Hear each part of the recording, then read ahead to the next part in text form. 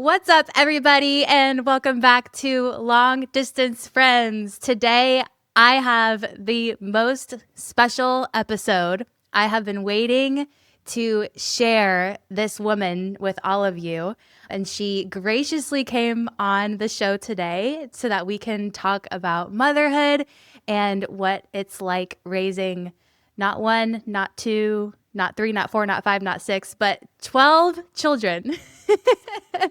And so, Esther Casey, the Hi, famous Esther everybody. Casey, welcome to Long Distance Friends.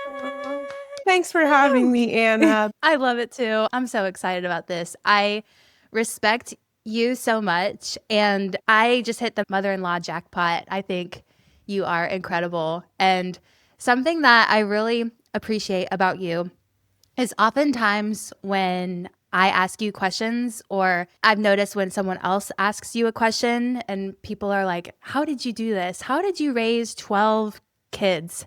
You always have just this response has always given me so much peace. And you say, well, I didn't do it perfectly. When people say, how did you do it all? You said, I didn't. That I think just having someone like you as my mother in law, it can be tempting to compare how I'm doing and how I'm raising my kids to you, because I think a lot of times I can put you up on this pedestal, but you are the first one to say, no, I did not do it all and I did not do it all correctly. And that has given me so much peace. And so I Aw, really appreciate yeah. that you say that. Well, thank you, Anna. That is very, very sweet of you. I just most of the time do not feel like that. So I guess, it's just Mhm. that one day at a time, one child at a time, one life experience at a time. It's just, Mm. something that is not easy to walk through, but I don't think it is for anybody. I don't think life is easy for anyone. Yeah. But also the joys outweigh the sorrows, and I'm very blessed. I appreciate you saying that, but I definitely don't feel that way most of the time. I just feel like a very regular person, which I am. Yeah. Well, so when you look back on your time as a mom, I think especially maybe you'll have to tell me, but it feels like especially when you're in the thick of it with littles, you can get really worried about things that maybe don't really matter in the long run, or especially as new moms. And so, what are some things when you look back on your time that you really spent a lot of time worrying about that now, as you look back, you're like, that actually wasn't a big deal? And I'm sure there might be a lot of things, but I'm just curious to hear your perspective on that. Well, it's interesting thinking about that question because I would answer that as there's nothing worth worrying about. But that's easy Mm. to say. I don't mean that I didn't worry Yeah. because I did. I Mm-hmm. obviously did. Yeah. I think, though, that as I look back on life, I realized that there was nothing ever that I worried about that didn't work out eventually. Wow. Mm-hmm. So Mm-hmm. worry, in my observation, worry is just a waste of energy. Now, there's Yeah. times we have to respond to Mm. something because there's danger or something going on in the moment, but Mm-hmm. worrying is like a Mm. rumination and it just Yeah. never produces anything helpful because it's thinking about things that didn't happen or that might or might not happen. And if they did Mm-hmm. happen, we might feel differently about them than we think we would. So Yeah. when I Yeah. look back over life, there was nothing worth worrying about. Like Wow. literally nothing. So it's like, That's so profound. Yeah. yeah, I just it ends up like it ends up working out. And there's a saying that somebody said, I'm not sure where I picked it up, but they said Mm. to use this when you're, worrying about something, to say, what if it all works out?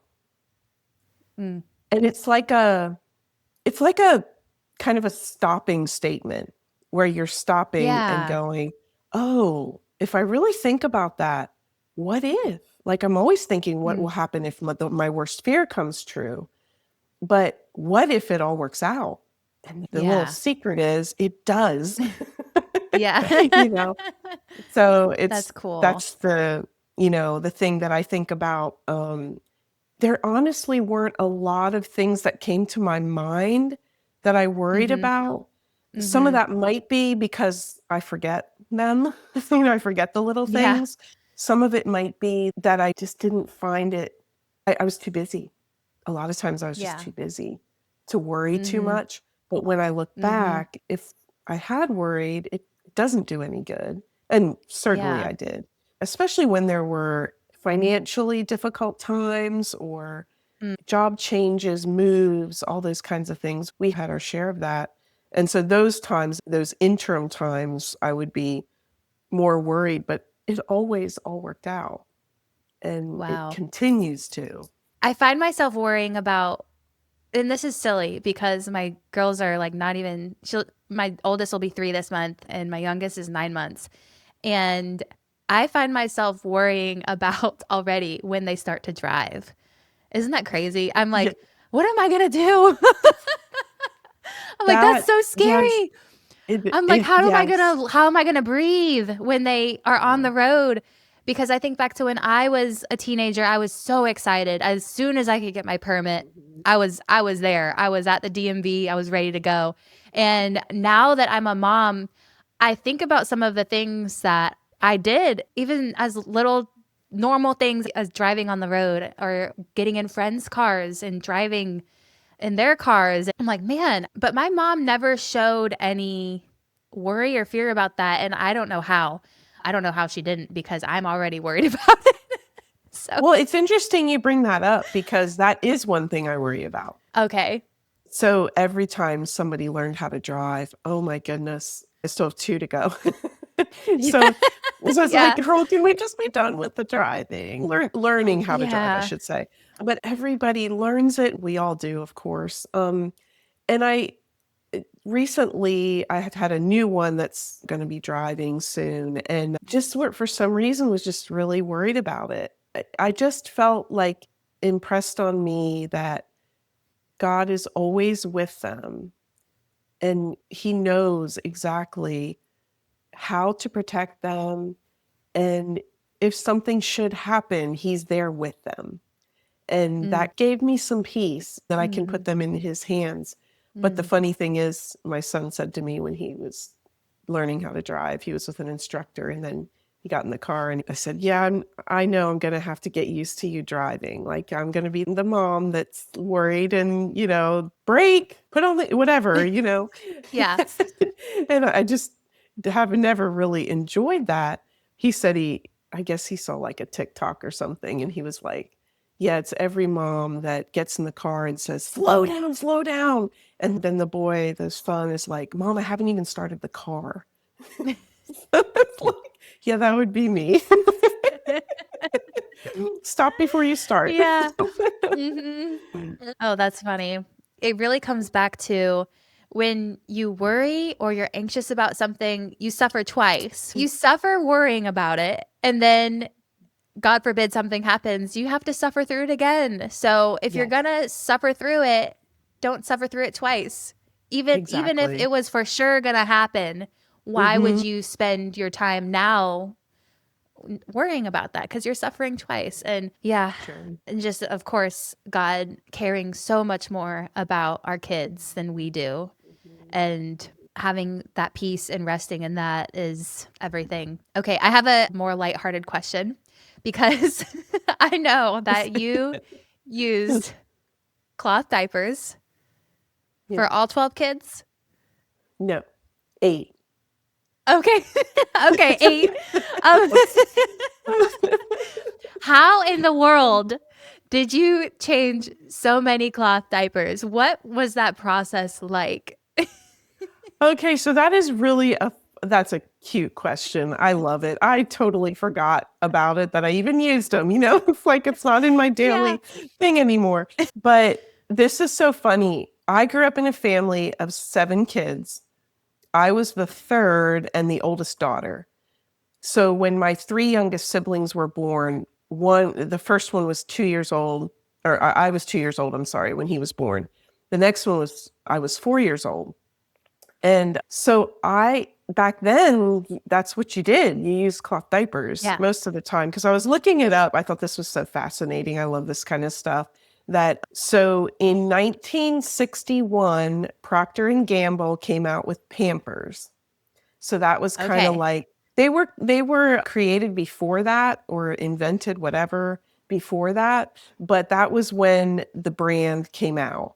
And I Mm. remember my mom, like she'd get a package at the hospital when she had a baby in the 60s and 70s, that kind of thing. And then Kimberly Clark in 1978 came out with Huggies. So I was 4 years old in 1971 when my little brother was born. I changed his diapers at 4 years old. I Oh was my just goodness. eager. I think I was eager. I watched my mom. I loved doing those things for some Aw. reason. And those three youngest ones, I changed them. And of course, Yeah. I remember poking one of them one time and I felt so horrible. I was like, no, because I poked him with the diaper pin. And Oh. so Oh, then I right. I learned forgot how to, those. yeah, the I was like, "What do you pins, mean yes. them? Like, with your finger?" No, the Yeah. forgot they had So, actual pins. Yeah. yes, and they're sharp. And so we'd have like a bar of soap next to the changing area. So you stick the pin in the soap to kind of make it so it's easier to put in through the diaper. And then you put your Oh. hand behind where the pin goes in. So you poke your hand instead of the baby. But I guess one time I poked the baby, Oh. and I'm sure I poked a couple of Oh. my own kids, but I would always feel so terrible because you just start Yeah. crying, and it was so sad. So I knew it like the back of my hand. Like I knew how to do it, even though disposable diapers were much more popular when I started having kids. For a long time, we were either in grad school or missions or ministry, some type of thing like that. And we just didn't Mhm. have extra money to put into diapers. So I just did the cloth diapers. But what I would do is I would get one package for the month where I'd use one diaper at night because it was so gross when they woke up with a wet cloth diaper. Just being in it that long was just gross. So that's what I did for all that time. And then when it Wow. got to the point Yeah. where I could afford diapers, I was like, ditching these cloth diapers and I'm gonna move on. You've made it. You can have Right. disposable diapers now. Oh, Yeah. man. Well, they're making a comeback. I don't know if you know about this, but cloth diapers are making a comeback because now Yeah. there's all these, like, really cool ones that are supposedly, like, super absorbable and comfortable. They've done it a couple times. They've made a couple of comebacks, but yeah, once I was done, I was done. Yeah, that makes sense. I don't blame you. Yeah. Yeah. Oh, man. Well, What is your favorite memory or tradition that comes to mind? I think everybody doesn't appreciate this of my kids, but tea time. I always loved Oh, like setting yeah. up tea time. I had a friend when my husband was in grad school that she had lived in England for a little while and she taught me how to drink English tea and all that. She invited me Yeah. one day. You want to have tea? I was like, I don't like tea. And she said, oh, you just don't know how to drink it. So she set up her table and it was so cute and we had a great time. So I did that with Oh, my kids when they were younger, that we would set up and just have like a little tea time. I haven't done it in a yeah. while. There we go again. I remember, well, I know some of the girls still talk about it, of just loving those memories of having tea time. That's so sweet. And you would make little sandwiches and Yeah, stuff with it too, right? it was fun. It was Did you fun. guys have any special traditions with holidays or things like that? Like, I know you'll do a movie night usually on Christmas Eve. Is that right? Christmas. Yeah, we did that usually more so when a lot of the kids were at home. It's gotten a little Mm-hmm. bit sparser in the last few years, but yeah, we Yeah. did that. Also, I love Thanksgiving. I've always loved it. I Mm-hmm. still love it. So we have some traditional dishes that we make. I just love the big table with a whole bunch of people around it. And yeah, Yeah. that Thanksgiving is always a really fun holiday. That Enjoy it. was one of my first memories of being with the family. Nate and I were engaged, or no, we weren't even engaged yet because we got engaged over Christmas. So it was the Oh, month yeah. before. And I got to come and spend Thanksgiving with you guys just as the girlfriend. And it was so much fun. You guys had that huge table and we all Yeah. sat around it. And I think I helped you make, was it creamed corn or It was cornbread? baked corn. I remember you Baked making corn. that. Yeah, that was so much fun. Yeah. That was so much fun. Your kitchen was so full and everybody was sitting around the table. That was so sweet. One of my other favorite traditions that you guys have is for birthdays, how you Oh, all yeah. go around the table and say one thing you love Yes. about the birthday Yes. person. I love that. That is really special too. Yeah. And that's That was, really fun when you have a lot of people and like I said, when it kind of starts to change and get sparser, I think we all miss that a little bit. Yeah. yeah. Really cool. Aw. I want to say I was there for one of the younger girls. Maybe it That's was the right. summer. Maybe it was the very Might first have time I been. went to your house because that was in Yeah. July, over July Yeah. 4th.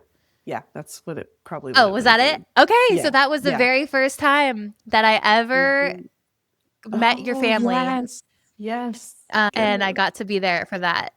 And you know Yeah. what else I remember? I will never forget this. The first time I visited your house, I got up to leave, and every single kid, however many were in the house, maybe six at the house at that time, got up and gave me a hug as I was going out the door. And you didn't even ask Oh, them.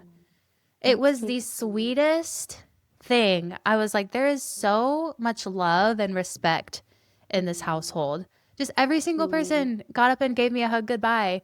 And, Oh. they were high schoolers and middle schoolers and not even middle schoolers yet. And they just did it naturally. And that was just ingrained in the culture of your home. And I That's will never so forget that. sweet. I love that. Yeah, it was awesome. That's great. So, another question I have is, so, Okay. with me having two daughters at the moment, Mhm. one thing that I'm really conscious of is comparison between them and competitiveness between them because I did not have a sister growing up. And I always remember being really happy that I didn't have a sister because I just got to be the only girl.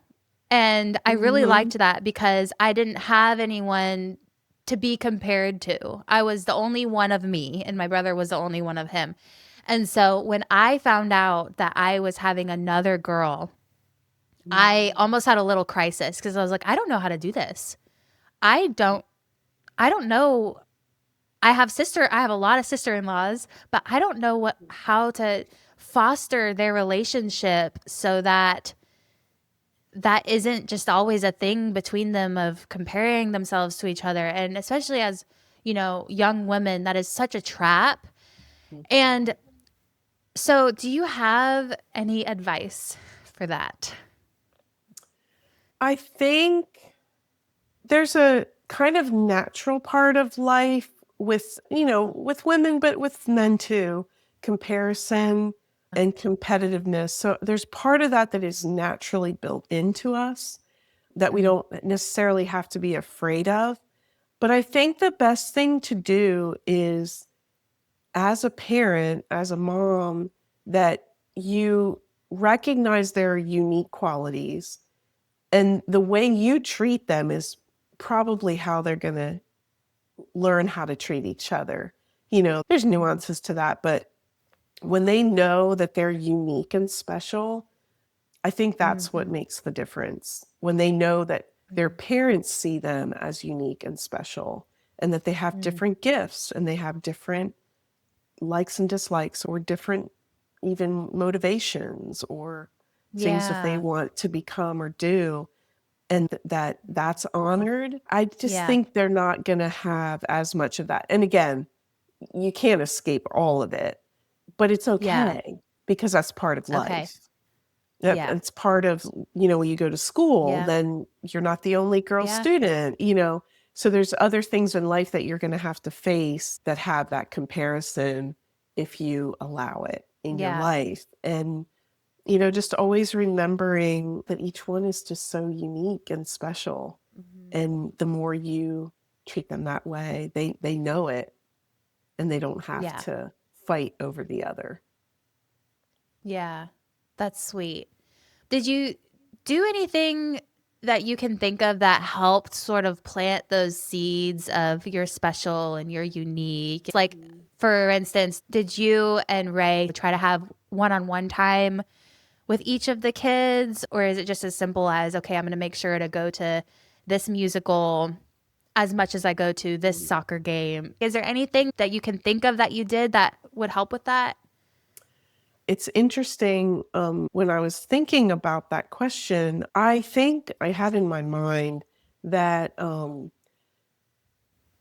it wasn't about the things that we did, but my kids could have a different perspective. When I say that, that's coming from my perspective. I don't feel like we Yeah, fair. focused on trying to do, or always be fair. It wasn't always fair, but I think it was more in our hearts. I know we always felt this way, that every child was so uniquely created and Mm, gifted, and it wasn't from us. So, like, yeah. it wasn't for us to make them something, or make sure that they know that they're something. They already Mhm. are. And Yeah. Yeah. I don't know if that makes sense, but I think that's like a mindset that we always Mhm. had, that they were gifts from God. They were created very uniquely in a special way, and I just always viewed them that way. Like, there wasn't Yeah. anything in my mind that said, "Oh, I want this one to be this and this one to be Right. that." I didn't have that. And that Yeah. doesn't mean You that just you let it play shouldn't. out. Yeah, and again, it doesn't mean that you shouldn't, or, everybody's Mhm. different. Everybody parents Yeah. differently, and that's not bad either. We can parent differently. I think that was always a mindset where it was like, that's just how I saw them, Yeah. just Well, all you the know what comes to time. mind as you say that is one of the things that Nate talks about with you that was so special to him is before every single football game, you wrote him a letter. Mm. Do you remember that? Was it like a verse on an index card or something? It was Or like a not? small little thing Yeah. that you would give him. Did you do that? He Well, yeah, remembers it that way. I did. But the interesting thing was he asked for it. Oh, So that it was wasn't like great such a about he is me. such a He softie. he's like, yeah, but I didn't do it. I didn't do it just, I don't want to make it sound like Okay. Okay. I thought of this and I did this. I was so But that intentional. yeah, yes, exactly. Like, I just wasn't that intentional, to be honest. Yeah, But because that would be a lot on your plate if you yes, did that. right. But when I knew that they were asking for it specifically, Yeah. it was important to me that they had what they were asking for. And again, that's Yeah. not something that I've always done well. My thought process isn't always the best that way, of like thinking of things to Mhm. do to make everybody feel special, but I Yeah. know it's in my heart. So it is Yeah. there. Yeah. It just doesn't always manifest itself, but it is definitely there. But that's sweet that he remembers that. Yeah. He loves you so much. What I hear you saying is it's not about the event that they're doing or the thing that they're doing or Right. the thing that they're interested in this semester. Because in some ways, if you go all in on that thing, then to the kids, maybe it would be like, oh, well, now there's this pressure because my parents are all in on it too. Right. So for you, you're saying, no, I just saw my kid. I just Yeah. encouraged my kid. Yeah. It wasn't about Well, what they were doing. and it is, I mean, I get the kids think this is funny, but like, most of the time, whatever sports they were in, I didn't know what their number was. And so it's kind of like the You're just joke, looking out at the the field. joke. Could be them. I Could be them. know. And it's like the love I have for my children goes so far beyond what number they are, what sport they play. It's not that I don't care at all, but I want them to do what they want to do. That's my Yeah. heart. I want Yeah. them to be happy and joyful in what they choose to do. And that makes me Yeah. happy. It really does. Mm, But you're right, because it happens unknowingly that if you're really Yeah. pushing on something, thinking that they love it, and that has happened to us where we think our kid likes something and they actually don't, but they don't want to say they don't like it. So it's like, I think to the best of my ability, I remember one of them was in college and they were going on a missions trip. Well, I didn't even know he was going on this missions trip. I don't know if I saw it on Facebook or something. And I was like, wait, I didn't know you were in Costa Rica. Oh Mom my doesn't know goodness. where her kid is, but there's a lot of times I don't know where they are. Oh, that's And they're having a iconic. great time. Oh, Yes. that's amazing. Well, I can speak for Nate. I know he loved it that you didn't know anything about football because he would get off of the field beaten, bruised. Everybody's critiquing his performance. But then he goes to Mm. you, he's just your son. Yeah. And you're like, I don't care, But no, I really you know? didn't. And he just loved That's that. And hey, he yeah. got that in me too. Cause I don't know either. There you go. I think there was a And I moment where both of us were sitting at one of his games his senior year, and we're just like, we're here for the vibes, we're here for the energy. yes, we're here to get We the don't, big family picture at the end of the game yes, we don't know because they're that. just so I don't know cute. whose Yeah. ball it is. I'm just, Oh I my just cheer when goodness. everyone else cheers on our side. Yep. Oh, Yep. goodness. Yeah. Oh yeah. So that was Definitely. also nice, because if you were a mom that I was, marrying into the family and you were like, you had your facts right and, you're very into it, I think I'd have been very intimidated by that You're leadership. in good company. I'm so glad. Oh, my goodness. Oh. What do you think was the most difficult season looking back, ages of the kids? And there might be a few, but is there one that really sticks out as the hardest? Yeah, I think there is. You go through lots of difficult times, but when you guys got married and we left South Carolina, I would say Yeah. that was probably one of the hardest times for me. We loved being there. We had a couple of college kids that were nearby throughout Yeah. that Mhm. season. It just seemed like we were one big family during that season. And then we literally Yeah. split in half. Six were in college or married. And then we took the six youngest with us to the next place we went, which was farther away.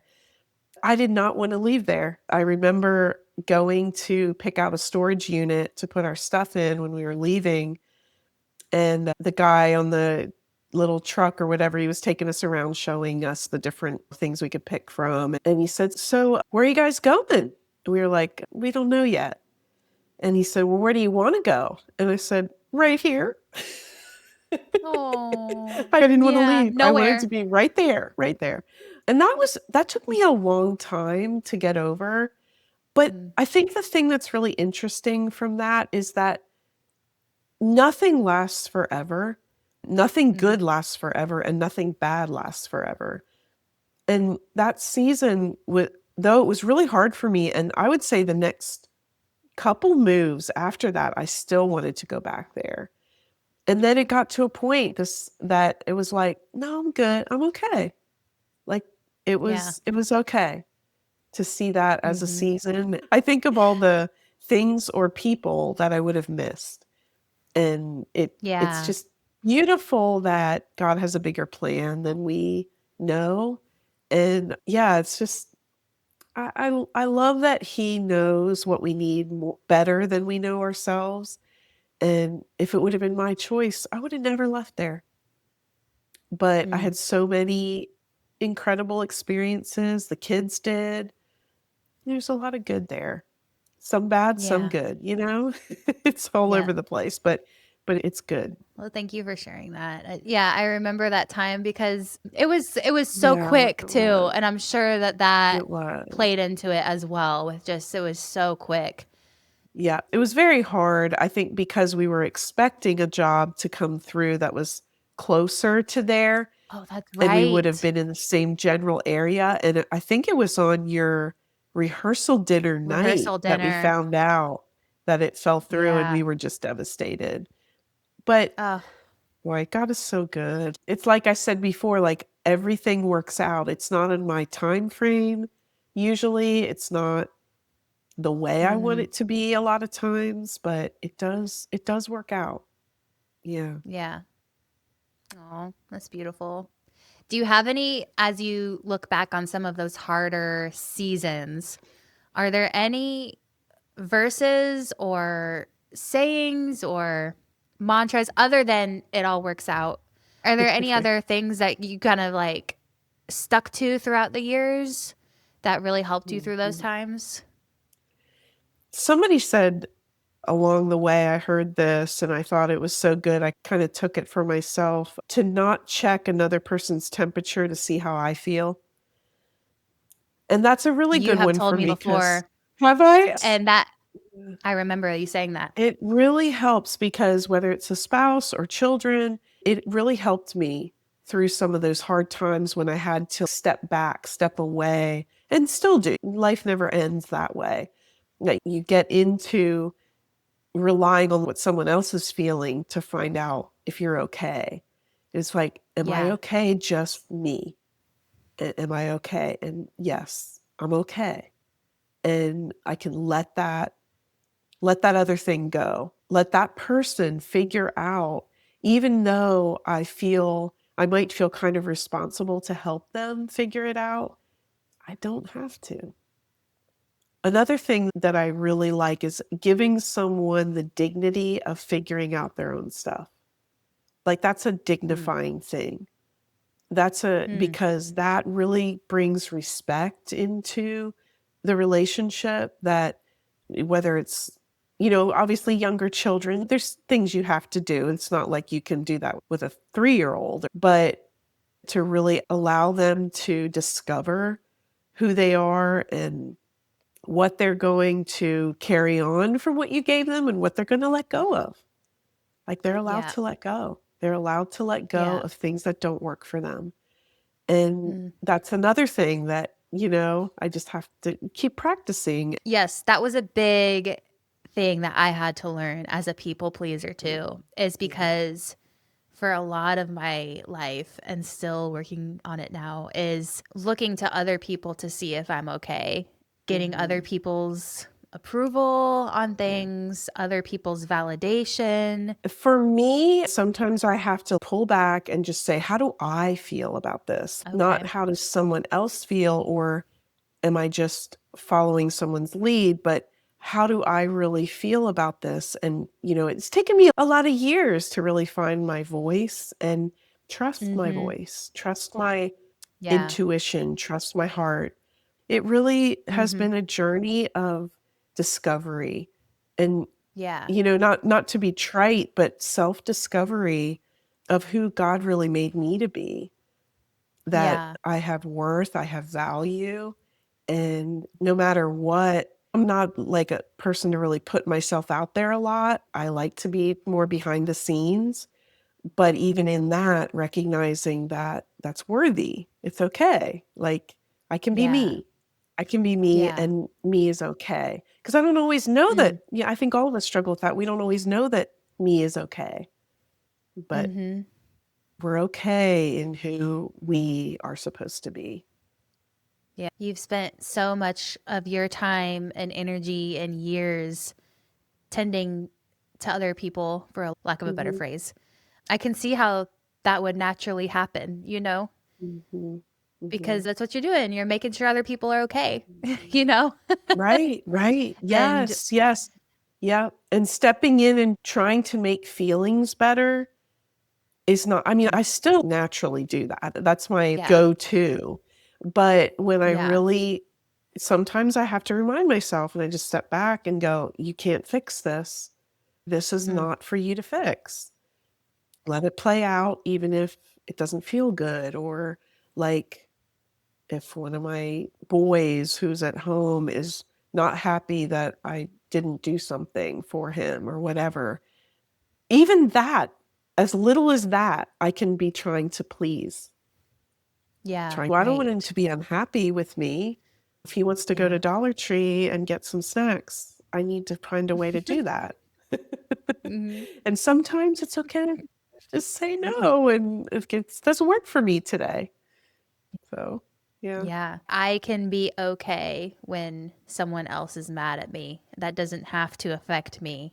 I can still be happy in this moment. Yeah. Yeah. Wow. Yeah. That's a hard thing to do for a people It pleaser is. like me. It's very hard, and it doesn't mean the feelings are gone. I think that's another thing Mhm. that I was able to recognize, like, okay, the feelings may not feel good, but it doesn't mean that I can't be happy, Yeah. that I can still experience Mhm. joy even if and that is hard for me because I'm empathetic. If somebody's going through a hard time, I don't want them to feel pain. I just don't like that. But first of all, like, I'm part of the human race.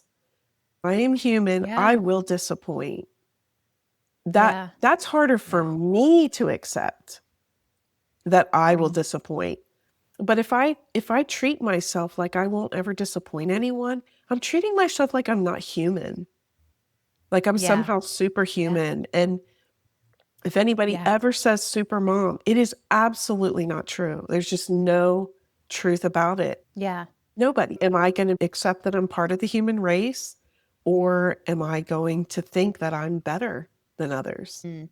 I need to have best mom status. And Yeah. none of us get that. Uh, None of us really get that. I'm sure you had a lot of people say that to you throughout the years. Like, oh, wow, you're a super mom, you know? Is that true? Did you have a lot of people I don't know if kind I'd of, say a lot, but I've had people say it at times. mm-hmm. And I just always have deflected it because there's no truth in it. There's a grace that comes with having a lot of kids, having 12 kids. There's a grace for it, but I don't think it's superhuman because there's so many things I don't do. Like there's so many things I don't Mm-hmm. live up to. So I know that about myself. Like I know that. But also there's a grace to it, but it's not for everybody. And I've never felt like any of my kids should ever do what I did, or what I do, Yeah. Yeah. because if you don't, it's Thanks, so, Esther. well, it's such a It's trap not for for me. resentment. Yeah, no, it's not. Trust me, I'm mostly joking. it's not for most people, and that does Yeah. not put me in a different status. It puts me Yeah. in a certain, I mean, if you want to call it calling, I kind of Uniqueness, like hesitate you to say. call it that, but yeah, because it took everything, of course, it takes everything. But it really takes more than everything, and I just don't have everything.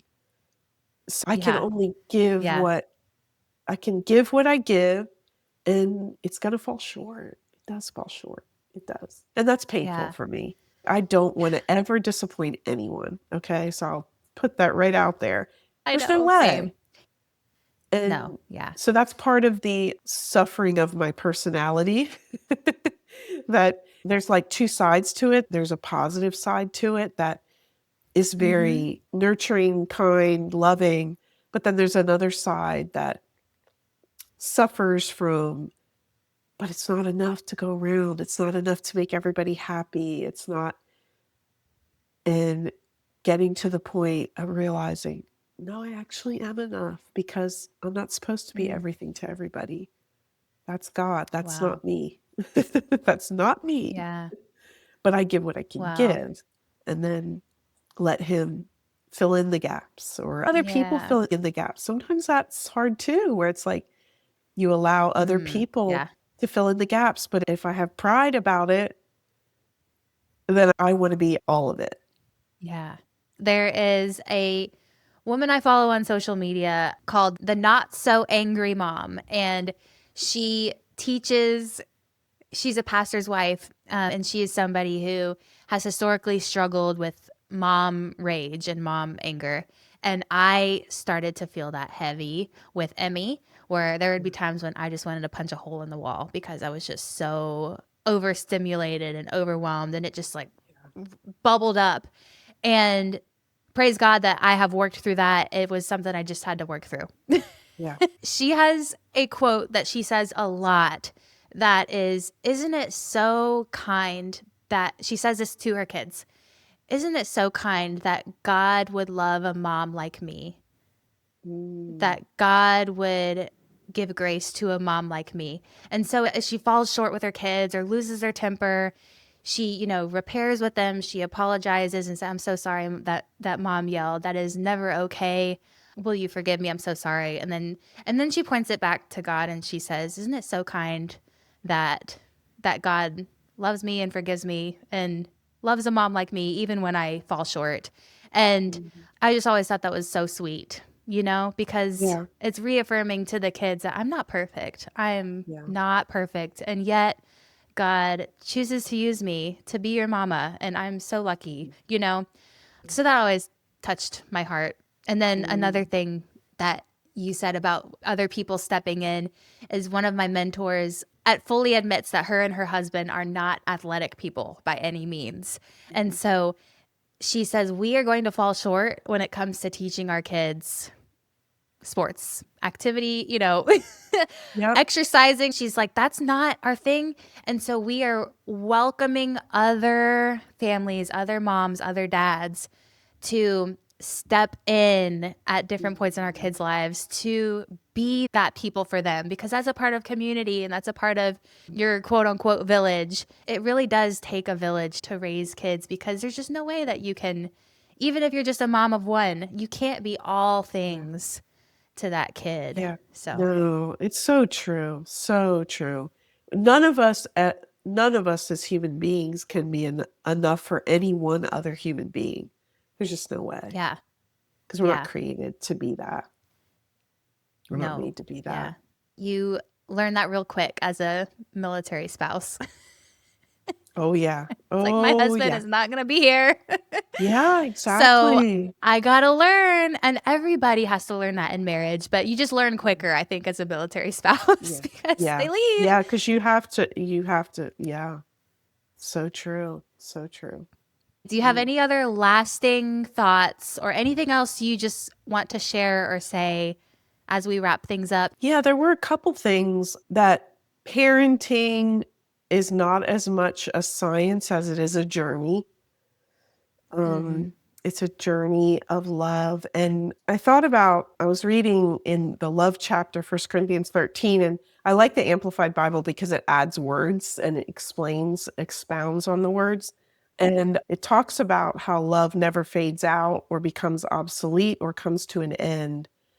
And as for prophecy, the gift of interpreting the divine will and purpose, it will be fulfilled and pass away. As for tongues or languages, whatever, they will be destroyed and cease. As for knowledge, it will pass away. And I love this part, it will lose its value and be superseded by truth. So, one of the things that I think in parenting, mothering, whatever, that is so valuable is that all the knowledge that we have will become obsolete and it will Mm, change. Everything changes so much. And one of the things that I think is kind of funny is that when I had my first child, the recommendation was for babies to sleep on their stomach. And I think that was for mm-hmm. gas. Well, then they found out that they were trying to figure out why babies were dying of SIDS, the sudden infant death syndrome. And so they said, oh, we need to put them on the side. So in the middle somewhere, they were on their side with a rolled up towel behind them so they didn't roll on their back. And then they found out that actually it was best to put them back to sleep. So there was the campaign of back to sleep. I'm not even sure where it is right now It's on the back with nothing else in the crib. in the crib. Okay, And the yeah. recommendation is for them to be in your room for the first 6 months, their Okay. crib in your room with you, Yeah. but Which, on their back in their crib by themselves with nothing else in the crib yeah. When it's so today, funny how, this decade. yeah. But what I thought was so funny is that my kids, by the time I had 12, they had flipped the whole way around. They were from their stomach to their side to their back. And it's like, which is That's it? amazing. And I just think that's funny in that time span that happened. that it Yeah, went full circle all the way around, or half literally. circle, I guess. Yeah, half circle. It's just like one of those things that you can look at as an example of how knowledge is so changeable, but love Mm, always conquers. And we can't, if you read all the definitions of love, they're not really easily attainable. They're very difficult to live up to, but they yeah, are aspirations. We can aspire to it and keep growing in it, but love for sure above all else is love. that is so powerful. I love that. What a potent example with the sleeping, Yeah, Right? wow. That is Yeah. Yeah. so true. Oh, well, Yeah. thank you so Mm. much. Oh, Thank you thank so much you. for sharing everything. This was very enjoyable, so I love doing it. Thanks, Anna, for having me on. Oh, I love it too. Well, I can't wait until we meet again and hopefully sometime soon. Hopefully soon. Okay. Well, love you so much, Mom. Thank Oh, you I for love you sharing too. and Yes. I'll talk Thank to you you. All soon. right. Thanks, Anna. I love you. Thanks. Bye.